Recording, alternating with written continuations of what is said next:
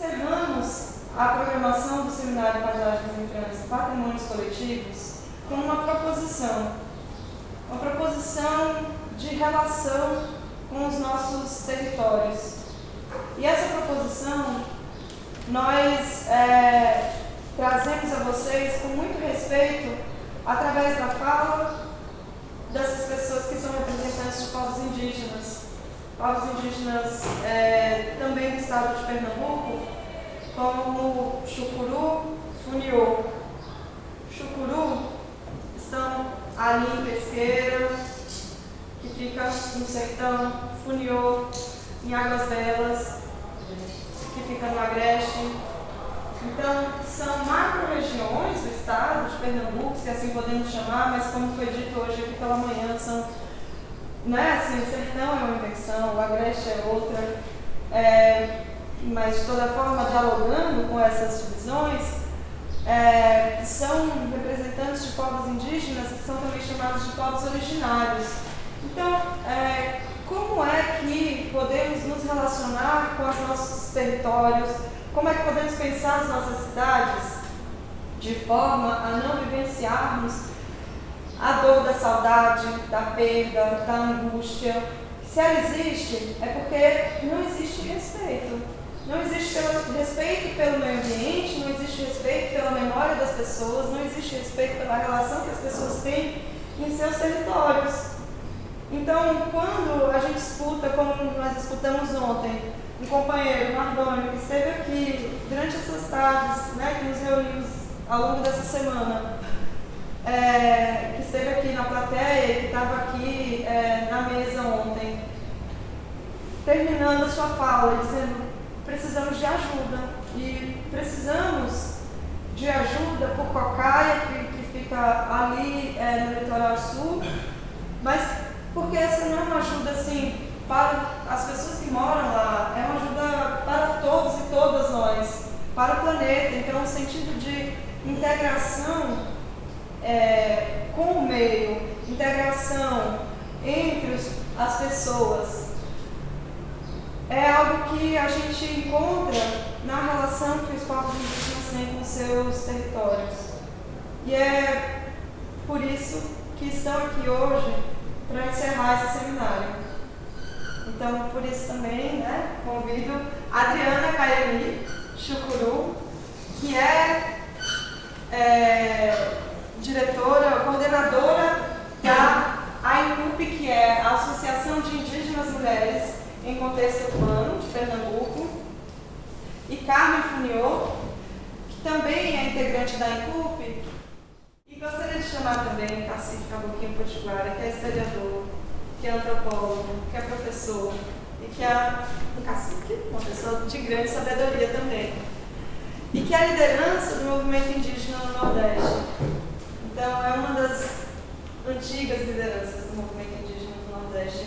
É com muito respeito e também com muita honra pela presença de vocês aqui, que agora, damos início à nossa mesa de encerramento.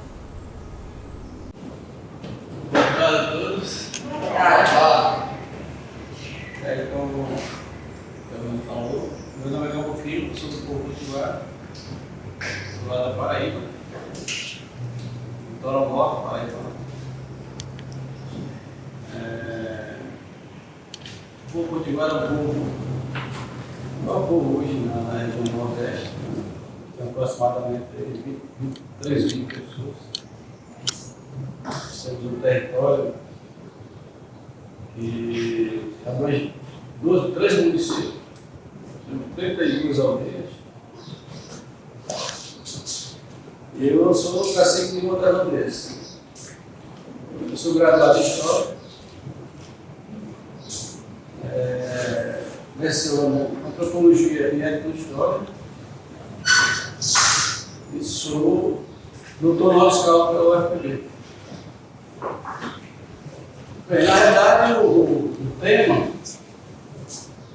tem uma relevância muito grande quando se trata, a questão de patrimônios. E eu quero trazer aqui algumas colaborações dentro do contexto indígena. se fala em patrimônio, dentro da visão indígena, o que vem à mente, em primeiro lugar, é a questão da terra e a questão das águas. Porque através da terra é que busca, né,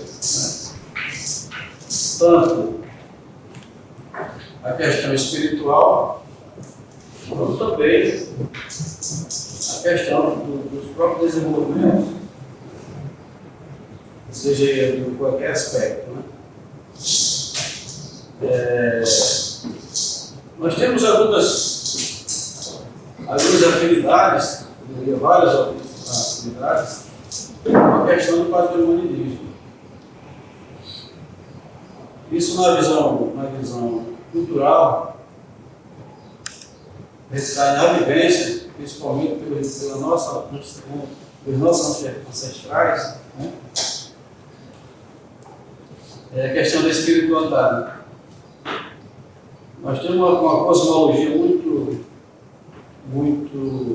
ampla, e se falando de povos indígenas, cada um tem seu sentido, cada um tem seu significado, cada um tem sua cultura, cada um tem sua religião, cada um tem suas crenças. E que mais de 300 povos indígenas, nós temos aproximadamente aí 300 línguas indígenas. E cada povo desse tem o seu singular, né? de não adentrar em nenhuma cultura de outro povo. A coisa do respeito é a principal palavra, gratidão. Porque nenhum povo ele pode interferir, nenhum povo indígena pode interferir na questão social de outro povo, salvo se aquele determinado povo puxando para ter umas conversas, para ter um diálogo, né? Mas a nossa interferência, até próprio dentro de um determinado povo, tem a sua própria organização social. E por mais que tenha um cacique geral, mas esse cacique geral obedece às determinações da comunidade. Enfim. E são vários outros meios que nós fazemos dentro da questão do nosso patrimônio, tanto fazendo patrimônio material como imaterial. É o sentido da vida. Esse sentido da vida é muito importante para um determinado grupo étnico-cultural. Porque se você não tem o sentido da vida, o que eu falo com o sentido da vida? É você conhecer a sua história, é você conhecer a sua identidade, é você ter o conhecimento das plantas medicinais, é você ter o conhecimento, né, das divindades que nós temos dentro das nossas matas, dentro dos nossos rios. Isso tudo são questões que nos traz, a princípio, da questão do nosso patrimônio. Fora as nossas comidas típicas, que nós temos, todo mundo gosta de comer do cuscuz, né, do milho, comida tipicamente indígena, onde trazemos hoje saborosa amônia, canjica, né? Isso são patrimônio indígena. Por mais que sejam feitos hoje por outros produtos químicos e outras coisas, mas é produto indígena. Né?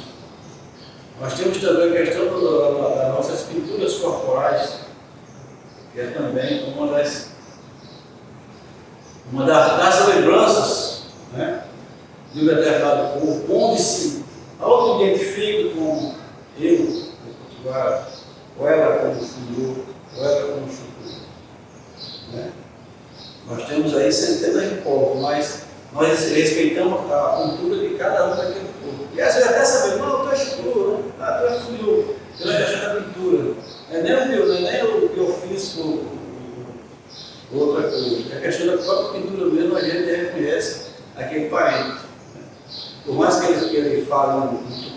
mais que de outra, é questão muito importante, a questão da língua também, né? Porque muitos indígenas, uma coisa assim, uma coisa normal e anormal você participar de uma conferência indígena. Né? Porque um fala de um jeito, outro fala o tupi, outro fala o marco-G, outro fala o marco, outro fala línguas isoladas, outro fala, enfim, línguas caribenhas. Então você fica assim meio tumultuado, assim, como é que a gente vai entender? Na verdade, termina todo mundo entendendo um outro. Até no olhar, né? Até no próprio olhar, a gente termina compreendendo o que aquele parente está falando. Então, assim, são muitas coisas que nós trazemos isso, né? Além dessas visões que nós temos, mas infelizmente a gente passa por um processo muito radical, né? Dessas políticas que vem sempre adotada, né? Principalmente pela política indigenista, porque existem duas políticas, a política indigenista e a política indígena, totalmente são diferentes. Né? A política indigenista é aquela política que é feita por não indígenas, ou seja, Petropólis, a FUNAI, a CESAR, a FUNASA, e a política indígena é feita pelo movimento indígena. Né? Aí nós temos não diverge, né? Eu sou muito crítico nessas questões de opinar pela questão indigenista. Né? Mas, infelizmente, quando nós moramos no Brasil, nós temos que estar acompanhando principalmente essa questão das políticas indigenistas. Nós passamos além de ter passado pelo processo, né, de colonialismo, nós passamos pela invasão europeia e nós trazemos também essas sequelas do próprio movimento indigenista. Né, e a partir dos anos de 1900, que é criado isso, então o SPI, que era Serviço de Proteção Índia, que era administrado, coordenado, unidade, sei lá, por Marechal Rondon, todo mundo pensa isso. Né? Era uma política totalmente de integrar o índio à sociedade nacional e, com o passar do tempo, deixaria de ser índio e se tornava cidadão brasileiro. Ou seja, uma política totalmente, mais uma vez, de extermínio. Né? Apesar de nós de sermos exterminados já pela questão da Europa, né, pelos colonizadores, passa a ser também um extermínio na própria política do governo brasileiro. Quer dizer, uma vergonha nacional. Né? Enfim, não deu certo a proposta do SPI, de Rondon, acaba com a FUNAI, acaba com o SPI e cria a FUNAI. Ou seja, trocar cesto e meia dúzia, porque os mesmos integrantes que era do SPI continuaram dentro da FUNAI. Aí passa, né? E nós sermos integrados, aí passa a ser tutelado pelo governo federal, ou seja, pior do que a política de integração. Né? E aí, eles trazem alguns dados que, para a gente, não importa essa questão de dados, que a partir de 1900, naquela época, nós tínhamos um pouco mais de 200 mil índios no Brasil. E aí, era onde entra a divergência do movimento indígena. Na verdade, nós sabíamos que nós tínhamos muitos indígenas, né? Mas um pouco mais de 200 mil, para quem tinha milhões de indígenas, vários indígenas aí. Só que a FUNAI também não deu certo e está dando certo até hoje. Né? Porque, como eu falei, os integrantes que eram da SPI voltam todos para a FUNAI. Ou alguns que não queriam, aí procuraram outras instituições e por aí vai. E interessante é que agora, quando começou esse censo aí, em 2010, que foi o próprio IBGE, o IBGE já traz uma porcentagem muito maior, que é acima de 800 mil indígenas. E nós sabemos, nós naquela época já sabíamos, né, que, na realidade, nós tínhamos muito mais do que isso. Com a chegada das políticas públicas, né, principalmente no governo Lula, né, que é feito um novo censo e aí nós trazemos também um dado muito interessante que é da própria OIT, a Organização Internacional do Trabalho e tal, né, que já dá a questão da autodeterminação e do auto-reconhecimento. E aí sim, aqueles índios que antes tinham medo de falar que era indígena, né, eles começam também a procurar os seus direitos, né, e principalmente os direitos sociais. que é o direito principal, são os direitos sociais. Direito à educação, direito à saúde, direito à moradia, direito à terra, direito à questão do meio ambiente. E se começa a ter assim, um salto muito grande daquelas pessoas que na época, principalmente no período militar, eles se negavam a falar que era indígena, né, que era índio, porque tinha medo, porque muitos povos indígenas foi dado como instinto, porque eles não tinham coragem, eles tiveram de se negar, teve a questão da negação, para não falar que era indígena. Com esse censo agora, a gente vê que deu um salto muito grande, nós estamos, segundo o IBGE, nós estamos aí quase 1.700.000 indígenas no Brasil. Você vê que o salto que nós vamos, é a questão do patrimônio. Eu sou eu, o meu patrimônio indígena sou eu. O meu patrimônio indígena é a minha família. O meu patrimônio é a minha coletividade. Então, por mais que eu tenha medo, agora eu não é com medo. Agora eu estou participando de uma universidade, dou aula em uma universidade, né? Participo da sociedade como um todo e sou respeitado como cidadão indígena e cidadão brasileiro. Enfim, e isso fortaleceu porque dentro do próprio IBGE, que fez o censo, né, agora em 2002, e os próprios índios fazendo recenseamento dos próprios índios. Isso é muito interessante, né? Porque muitas pessoas tinham medo de adentrar dentro de uma aldeia indígena porque tinham medo dos índios atacar. Então mudou isso e agora foi feito isso aí. E os próprios índios faziam recenseamento dentro dessa comunidade. Interessante, né? Isso também passaram pelo processo dele. Interessante. Agora, outra questão que eu quero trazer aqui é quando eu comecei a falar aqui sobre a questão da terra, né? Que é o patrimônio assim, principal do índio, né? Porque na verdade essa questão do índio é uma questão que não existe, né? Essa palavra índio, né? Todo mundo sabe, é muito genético e tal. E na verdade nós passamos por vários processos. Antes nós era silvícola, nós era canibagem, né? Que o pessoal falava, né? Selvagem e tal. Silvícola era selvagem. Né? Depois nós passamos a ser índio, isso já com a lei 6.001 e tal, 73. E depois nós passamos a ser, agora há pouco passamos a ser indígenas, né? E agora nós somos povos originários. Daqui a pouco ninguém sabe como é que vai ser. Interessante isso, né? E isso traz uma sequela também, como eu comecei a falar, da própria política indigenista, que não reconhecia a gente como povos. Não reconhecia. E teve uma discussão muito forte sobre essa questão da OIT, porque o Brasil é signatário na Nações Unidas, né? E na época do governo Fernando Henrique Cardoso, ele não queria que nós fôssemos reconhecidos como povos. Eles queriam que nós fôssemos reconhecidos como comunidade. Porque tinha três propósitos: era povo, comunidade e sociedade. Então a gente não podia ser nem povo nem sociedade, a gente tinha que ser comunidade, quer dizer, unido, né? Comunidade unida. Né? E com muita pressão, e ele não ficou isso não, Fernando Cardoso, porque ele tinha medo. Essa é a visão desse pessoal. Se a gente fosse considerado como povo indígena, nós poderíamos ter a nossa autodeterminação.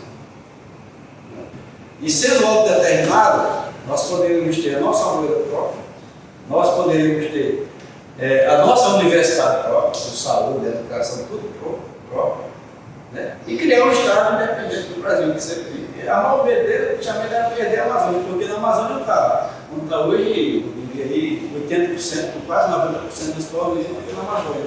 Então, o medo do governo do Brasil era esse, que nós sermos autodeterminados. Né? Com o governo Lula, não. O governo Lula foi lá, ratificou e nós fomos sendo reconhecidos como povo indígena. Até aí, você já está simplesmente não era reconhecido. O problema é coisa da Igreja Católica também. Eles falavam que a gente não tinha alma, o índio não tinha alma. Nós era o quê? Se não era alma, não tinha alma, nós era o quê? Não sei lá. Eu acho que até os animais têm alma, né? Mas a Igreja Católica não reconhecia nós,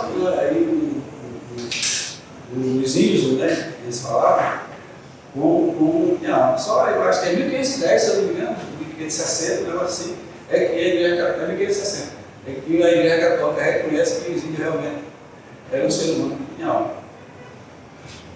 Nós temos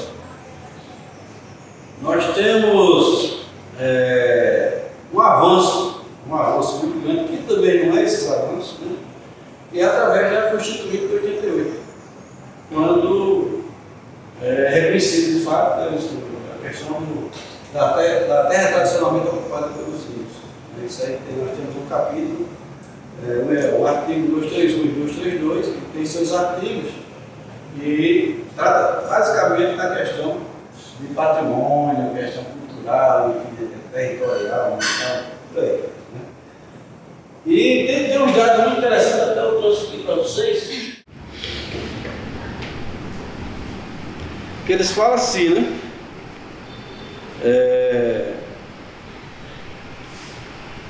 Dentro do próprio artigo 231, eles falam que são reconhecidos aos índios sua organização social, daquilo que eu falei aqui, sobre a questão social, né? Os costumes, a lembra, crenças e tradições, e os direitos originários sobre as terras que tradicionalmente ocupam. Ou seja, o que compete à União demarcar, né, e fazer prevalecer e respeitar todas as leis. O que é na realidade, o que... Quer falar? Não, quando você concluiu, eu queria fazer uma pergunta. Tá. Na realidade, o que eles querem falar é o seguinte, é sobre a questão da demarcação da terra indígena. Porque a própria Constituição ele dá prazo de 5 anos para que todas as terras indígenas fossem demarcadas, que na realidade não foram. Então eles falam isso aí. Outra coisa que tem aqui, dentro desse contexto, né, jurídico, eles falam também que, dentro do parágrafo do artigo 2, tem seus parágrafos. E esse parágrafo primeiro ele traz o seguinte: o que são terras tradicionalmente ocupadas? As terras tradicionalmente ocupadas são aquelas que são habitadas pelos índios, né, em caráter permanente, as utilizadas para suas atividades produtivas, as imprescindíveis à preservação dos recursos ambientais e ao seu bem-estar, e a necessidade de sua reprodução física e cultural segundo os seus usos, costumes e tradições. Ou seja, ele traz uma clareza muito forte, que é a questão do reconhecimento tradicional daquela determinada. Pode fazer. Se você puder falar sobre, pegando o que esse parágrafo traz, né, sobre como se dá a ocupação do povo indígena de fato em seus territórios. Porque, como o senhor mencionou, é um parágrafo que coloca de uma maneira muito precisa algo que na prática se dá. E como se dá, assim, como é essa ocupação, pensando no plano ideal. Todo mundo sabe que isso é visível, né? Que o Brasil é um Brasil indígena. Existe ainda hoje visões totalmente diferentes, né, do que é uma terra tradicionalmente ocupada. Existem vários tipos de classificação da questão da terra. Mas a terra indígena é aquele seguinte: hoje, nós estamos vendo hoje, é a visão da política indigenista. Uma terra para ser indígena, para ser reconhecida como terra indígena, primeiro é feito um levantamento fundiário, ou melhor, um levantamento antropológico. O antropólogo vai lá na aldeia, naquela determinada terra ou território, faz um levantamento histórico, né? Ele faz o levantamento. Dali, ele vai para a FUNAI. Entre o levantamento antropológico e ir para a FUNAI, tem um chamado contraditório, é o efeito contraditório. Esse contraditório quer dizer o quê? É que as pessoas interessadas naquela determinado território, eles têm o direito também de se contrapor. É aí onde entra o Estado, no caso, o governo do Estado, prefeituras, o fazendeiro e tal, né? Qualquer pessoa que se sentir prejudicada, ele dá esse direito para eles se contrapor ao levantamento antropológico. Beleza. Tem suas defesas, tá? Mas isso vai para a FUNAI. A FUNAI reconhece ou não aquela determinada território como terra indígena. E na perspectiva de um indígena, que é um território tradicionalmente ocupado? Olha, no contexto indígena, o território totalmente reconhecido por eles mesmos é aquela terra onde existe principalmente a questão que eu vou fazer aqui. É a questão do respeito, tanto eu com você, é o respeito com a natureza, né? Com a natureza, que isso aí é de suma importância. É um determinado território, ele tem um lugar, nós chamamos, isso aqui é a terra, isso aqui é o território, isso aqui é a territorialidade. Existem essas três palavras. Né? E até a própria Constituição fala que um determinado território indígena ele é inalienável, é indisponível e é imprescritível. Então, dentro dessa visão indígena, aquele território serve para ele ter um lugar para ele pescar, tem um lugar para ele fazer seus rituais espiritual, né? Tem o local de você trabalhar, né? Tem um local de você, enfim, é um território que abrange não só essa questão de uma terra, mas sim um contexto muito maior do que aquilo. Você ter aquela visão cosmológica, aquela visão, né, tão grande assim, até de chegar a um ponto que muitos indígenas falar, eu estou na minha terra sem mares, eu quero chegar a uma terra sem mares. Pode pensar nisso. O que é uma terra sem mares? Uma terra sem mares isso é utopia totalmente, porque uma terra sem mares não existe. Porque uma terra sem mares é aquela terra onde não existe briga, onde não existe fome, onde não existe, enfim, tudo que negativo ele quer chegar na terra, principalmente os índios tupi. Eles tinham essa visão. Até hoje os índios tupi, principalmente os Guarani, né, eles tinham essa visão. Chegar numa terra sem mares que a gente sabe que é totalmente diferente. Então, um território ele abrange tudo isso. Né? A questão da terra é uma questão menor, que eu diria, uma terra indígena. Porque a terra indígena a gente pode falar assim, é um local onde eu nasci. O território não é um lugar onde eu estou criando, onde criei. Então tem essa diversidade, né? Essa especificidade. É o local, muita gente assim até fala, eu vejo isso falando muito canto, eu quero voltar para a minha terrinha. Quero voltar para a minha terrinha. Até você, por exemplo, eu quero voltar para a minha terrinha. Então isso aí é o conceito de terra. Né? É onde você nasce. Não onde você vive, nem convive. Aí é território. Aí é território. Você mora, você vai, você pode. Eu sou da Paraíba, mas eu estou no território brasileiro, estou aqui no Pernambuco. Mas eu vou voltar para a minha terra. Estou voltando para a minha terra. Então existe esses meios, né, que no conceito indígena a gente tem essa visão. Né? A questão da territorialidade é muito mais ampla. É um contexto muito maior, né, que percute assim, uma abrangência muito mais forte. Mas dentro desse contexto da terra. Né? E outra coisa que eu até passei por esse sentido, quando eu estava falando sobre a questão das pinturas corporais, né? Enfim, tem tudo isso. E que tem muito mais do que isso. Tem a questão do canto, da vivência na música. Né? Na música é muito interessante também, porque é através dos cantos que a gente intua, né? Intua outros espíritos, através do maracá, através da flauta. Né? Elas observam, né? Não sei se elas vão poder cantar. Elas vão cantar aqui ainda. Enfim, são várias essas coisas. Agora, que todo esse patrimônio, só para terminar, e todo esse patrimônio hoje, todo esse patrimônio indígena hoje que nós temos, né, além de outras coisas que eu não falei aqui, que isso daria quase um dia todo para se falar, é que hoje, dentro da própria legislação brasileira, nós estamos passando por um processo muito complicado, que isso vai praticamente prejudicar, eu diria que 90% ou mais de 90% de todo o patrimônio indígena do Brasil.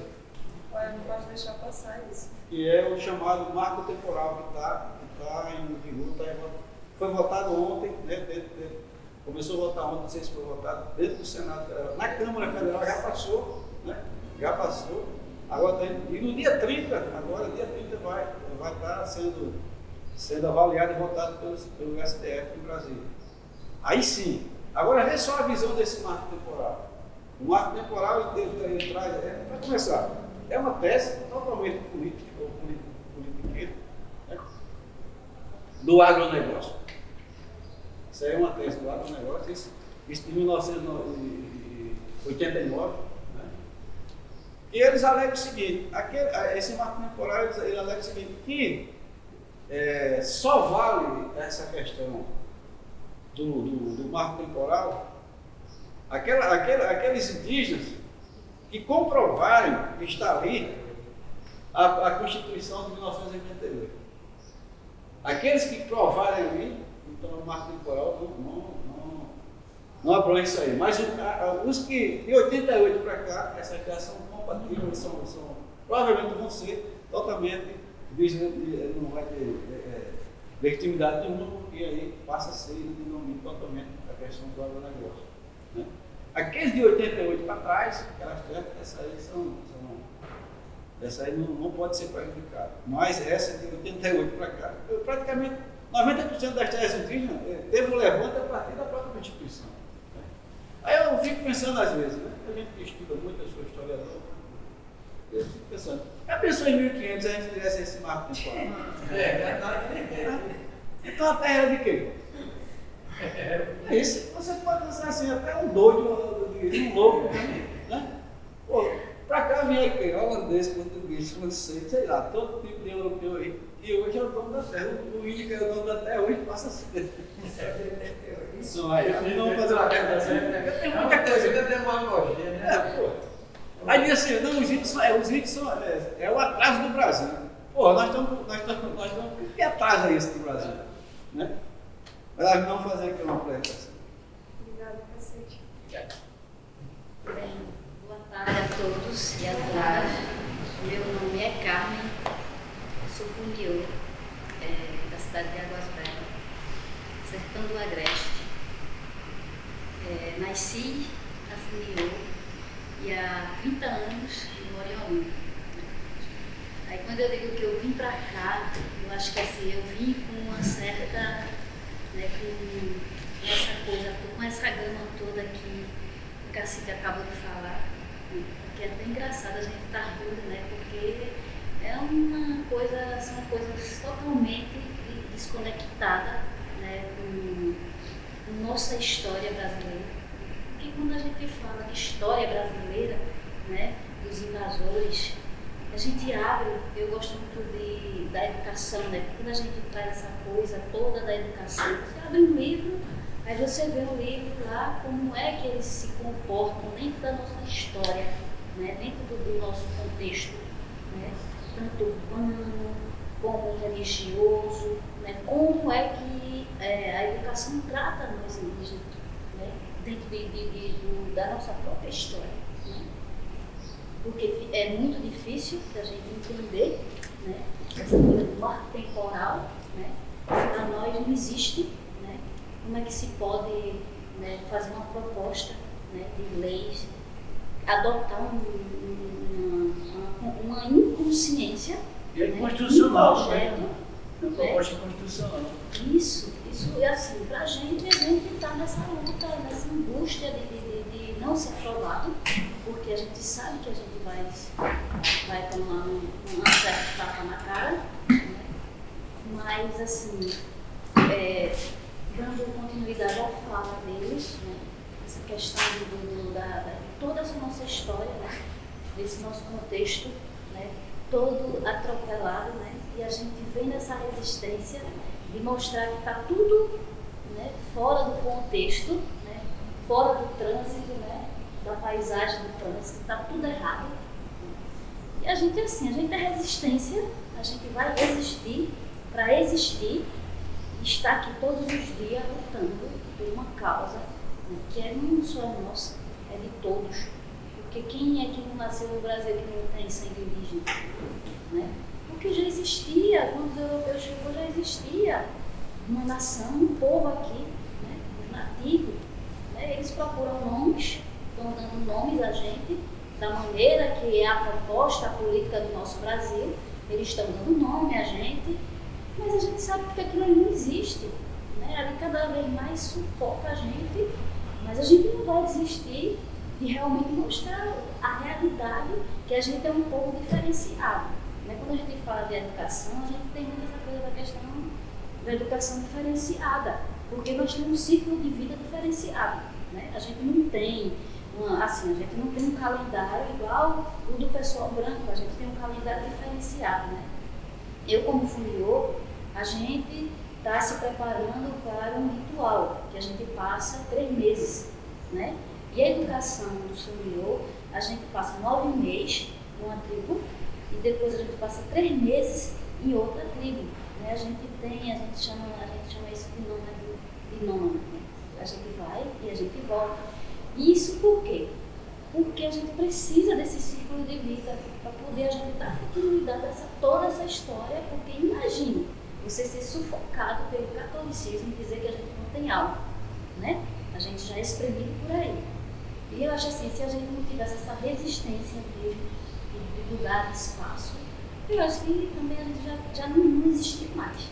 E o funiô, na educação funiô, a gente tem isso. A gente tem, são 3 meses de férias, tanto para os professores como para os alunos. Né? A gente tem essa diferença. Né? Não só o funiô, como todas as etnias, né, do Nordeste, existe essa diferença. A gente tem essa educação. Os professores batalham muito por essa educação diferenciada. Né? Porque a gente, não é que a gente seja diferente do povo, não é, mas espiritualmente a gente quer guardar a nossa espiritualidade. Como ele falou, a questão do espaço. Né? Você chega numa tribo, o que está ali? O que está em jogo dentro daquela tribo? São nossas espiritualidades, a nossa ancestralidade, dos meus avós, dos meus bisavós, dos que já passaram por ali. A terra para nós é sagrada, justamente por conta disso. Dos seres que já habitaram ali e que a gente precisa dar continuidade e cuidar daquele nosso espaço. A terra para nós é sagrada por conta desse espaço. Aí lá nós colhemos planta, nós traz a natureza, nós cuida da natureza. Nós temos um olhar diferenciado para a natureza. Coisas assim, que só para quem vive dentro de uma comunidade indígena vai saber. Né? Essa luta pela Amazônia, né, os índios, não só pela Amazônia, nós como aqui, nós somos o que? Nordeste, nós lutamos muito, né? Pela Caatinga, né? E os outros povos lutam pela Mata Atlântica. Enfim, quando a gente leva essa proposta de lutar pela natureza, porque a gente sabe que cada árvore daquela ali, ela tem vida, né? A gente tem que interagir com a vida daquela árvore para poder a gente dar uma construção espiritual. A gente vive em harmonia, né? Na questão espiritual. E quando o cacique falou da questão dos cânticos sagrados, né? A gente faz muito isso na música, né? Na escultura, no grafismo, que a gente pode dizer. Assim, quando a gente traz o grafismo no papel, e não só o papel, quando a gente traz o papel, a gente está trazendo uma série de né, vamos dizer, de história ali na pele. E a gente vive no mundo do observar, você ver e sentir, né? Porque a gente, através dos animais, das plantas, a gente consegue montar a nossa arte, né? A gente consegue montar a biojoia, a gente consegue montar o quadro, né? E outros tipos de artesanato, de adornos, né? Que é favorecido através da natureza. E às vezes as pessoas não conseguem entender isso. Acham que a natureza é para ser degradada, não? Ela é para ser observada e trazer isso para a nossa realidade de vida. Porque se eu observo, né, você vê que um cachorro ele observa muito seu dono, ele olha muito para você, porque ele está te observando. Cada movimento seu, ele está te observando. E é o que a gente faz com a natureza, para trazer ela intacta para a gente e que a gente possa se apoderar sem machucar. Porque Eu acho que não precisa da gente machucar o outro para poder se apoderar da situação, toda essa dor que a gente anda sentindo, né? E tem que conviver, às vezes tem que ser calado para correr, né? Quando um guerreiro morre, a gente costuma dizer que ele foi plantado, porque ele estava na frente, ele estava ali, né, se doando, colocou-se na frente de toda uma situação. Quantos não foram mortos? Né? Quantos? Mas a gente traz muito essa questão do grafite. A música pra gente é pura, é uma coisa que assim, é espiritual, né? Eu acho que a maioria daqui gosta de música, independente da classificação da música, né? Geralmente a gente está um pouco estressado, bota lá no som, bota no rádio, vai escutar, né, o som do rádio. Aquilo ali você está interagindo com outra, vamos dizer, com outra ancestralidade musical, né, que lhe traz para lhe dar esse aconchego, né, espiritual. E a música para nós indígenas tem muita força espiritual mesmo. O grafite da música, né, a arte em si, para nós é assim, coisa que só quem vendo e interagindo com a gente é que vai sentir essa energia. Esse é um pouquinho que a gente traz nessa conclusão do cacique, porque nós somos a terceira população indígena no país, no Brasil, a gente é a terceira maior, é o Nordeste, é de Pernambuco, viu? É Pernambuco. Enfim, é isso que a gente quer deixar um pouquinho da nossa contribuição aqui Minas, no projeto. É porque até ela perguntou o que é paisagismo. Aí eu disse, eu acho que a gente também está no contexto do paisagismo. Nós somos paisagismo da cidade, né? Nós como população, né? É isso que tem que cuidar. Se a gente não cuida da nossa imagem, como é que isso não fica? Eu entendi por aí, né? Como é que não fica, né? Nós somos a própria paisagem, nós somos arte, né? Nós como ser vivo, nós somos arte, nós estamos aqui, né? Aqui cada um está se propondo, né, para escutar um pouquinho da história, né, do paisagismo. Mas a gente também é arte, porque a gente está num contexto de, né, de movimento, de transformação também. Enfim, vou passar a palavra para a minha parente, né, para a gente fazer uns sons musicais, para a gente encerrar essa história. Bem, gente, boa tarde. Boa tarde. Eu sou a Adriana Caiani, eu sou chucuru de Ururubá, né? Eu tinha até pensado em algo para dizer para vocês, mas depois que eu ouvi ele e ouvi ela, eu vou ser bem breve, né? Eu fico me imaginando agora, nesse exato momento, o que existia aqui, onde a gente está hoje, né? Que paisagem seria que tinha aqui? E como a gente conhece a história do Brasil, até hoje o livro ainda mente. Ele fala que o Brasil foi descoberto. Né? Então, quantos povos foram exterminados? Quantas árvores morreram para que isso aqui fosse construído? Né? Isso a gente não vai saber nunca. Eu aprendi com o meu povo que o meu maior patrimônio era a minha terra. Né? É uma terra que a gente não pode vender. É uma terra que a gente luta e morre por ela, como o Cacique Chicão foi assassinado, né? Lutando pelas terras que ficou por neto, os filhos para mim e para o seu povo. Então, o meu patrimônio é minha terra, mas eu também aprendi que eu sou meu patrimônio, né? Que o meu corpo é o meu território, que o maior bem que eu tenho sou eu, né? Então, eu posso ser o que eu quiser, eu posso estar onde eu quiser. Então, eu sou uma linda paisagem.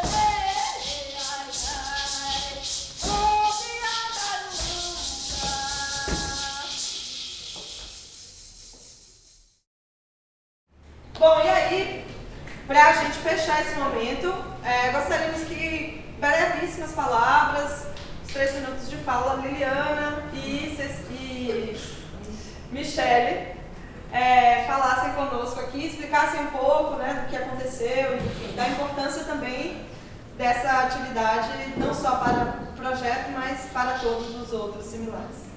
Meninas, muito obrigada por estar aqui hoje. Parabéns por esse trabalho que vocês construíram e reuniram tanta gente. Eu acho que essa ideia, né, da gente ver a cidade, as coisas e como as coisas acontecem, parar para prestar atenção é muito importante. A gente vem fazendo isso, né, no nosso trabalho, de trazer, descrever e traduzir paisagens. Então a gente já fez passeios no catamarã com audiodescrição. Estava cheio, vou contar essa história. E aí todo mundo vinha, a maré estava cheia. E aí, meu Deus, a gente vai bater com a cabeça na ponte. Só tinha esse negócio de dizer, abaixa a cabeça, abaixa a cabeça. E estou pedindo a todo mundo, que eu fiquei preocupada. Eu disse, a gente está se aproximando da ponte, todo mundo assim, tinha uns em pé. Aí, abaixa a cabeça, por favor. A ponte está cheia de ostra. E aí teve um cego que levantou para tocar, para ver se tinha ostra. Eu disse, abaixa a cabeça. Aí pegaram a bengala e passaram Foi Diniz que fez isso. Passou na ponte para sentir a ponte, como estava perto, sabe? Então a gente vem fazendo alguns trabalhos desse, de traduzir a cidade. Fez na Rua do Bom Jesus, né, Michele? A gente participou de um passeio ciclístico no centro da cidade, falando do Teatro Santa Isabel. Então eram bicicletas duplas e a gente ia na frente falando, vamos subir a ponte à direita. E a gente fez um roteiro, né, Michele? Então tinham mais de 30 pessoas com deficiência visual e a gente era anjo da bicicleta, né, Michele? Eu andei de bicicleta. Então, e isso daqui que a gente fez hoje, lá embaixo, quando vocês estavam aqui, a gente até se atrasou, porque foi o resultado de um curso que teve de autodescrição em museus, que a gente tem aqui um aluno ainda. Gene está também? Gene está aqui também, pronto. Os 2 alunos representando, eram 4 alunos que fizeram a autodescrição da parte externa do museu. Porque isso leva um tempo, a gente tem que estudar, tem que escrever o roteiro, né? E tem que gravar. Então a gente fez essa visita externa. Gerson disse, eu quero ver um canhão, como é um canhão, como é que funciona? E aí entendeu um pouco, Gerson, como era, né, antigamente se fazia, né? E eu lembro que Ângela também disse, é a primeira vez que eu estou no museu, não foi, Ângela? E disse, que tarde maravilhosa, e sentindo as diferenças do piso, entendendo que alguns pisos ainda eram granito, que outros eram originais, que estavam misturados com conchinha do mar. Então, tudo isso é ver a cidade da outra forma, é sentir a cidade, poder, né, fazer parte dessas paisagens que estão aqui, né? Inclusive a bandeira, né, que a gente conversou dela sobre isso, que tem a história aqui da bandeira do museu, que ela é trocada todo mês e tal. E aí, Mago, que é aluno, foi aluno do curso, ele doou uma placa de alto relevo e a gente fez a autodescrição, eu gravei a autodescrição, então eles tocaram na bandeira, ouviram a descrição da bandeira de Pernambuco, que hoje em dia faz parte da nossa paisagem. Tem muita gente com meia, com camisa, com bandeira, né? Então, a gente vivenciou, a gente chegou aqui assim, cheio de novidade, né? E de paisagens na cabeça. E Jéssica? Bom, eu assim, só tenho a agradecer, né, a parceria que foi feita com o CAP, Centro de Apoio Pedagógico para Atendimento às Pessoas com Deficiência Visual. Então, aqui falo também em nome do nosso gestor, né, do Centro de Atendimento Educacional Especializado do Recife. Eu atualmente estou na coordenação, mas eu também sou uma pessoa com deficiência visual e sou consultora em audiodescrição, né, de audiodescrição. Então, poder falar sobre, como pessoa com deficiência, como consultora e como coordenadora, poder estar trazendo, né, os alunos, as pessoas que são atendidas no CAP, poder estar possibilitando isso a eles através da parceria, né, Karina e Bela. Então, agradeço a vocês e destacar a importância disso para uma pessoa com deficiência visual.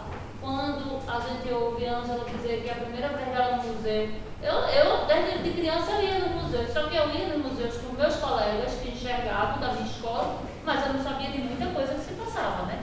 Para não dizer nada, porque vinham com algumas coisas para tocar, algumas coisas que eles achavam que eu podia tocar e pronto, né? E a paisagem, então, que a gente não tinha conhecimento mesmo, né? Então, assim, eu só tenho a agradecer, né, a parceria, agradecer aos professores Ketiane e Azeli, que estão aqui também, participaram, né, desse projeto, né, Paisagem e Trânsito. Então, é isso. Acho que a gente tem que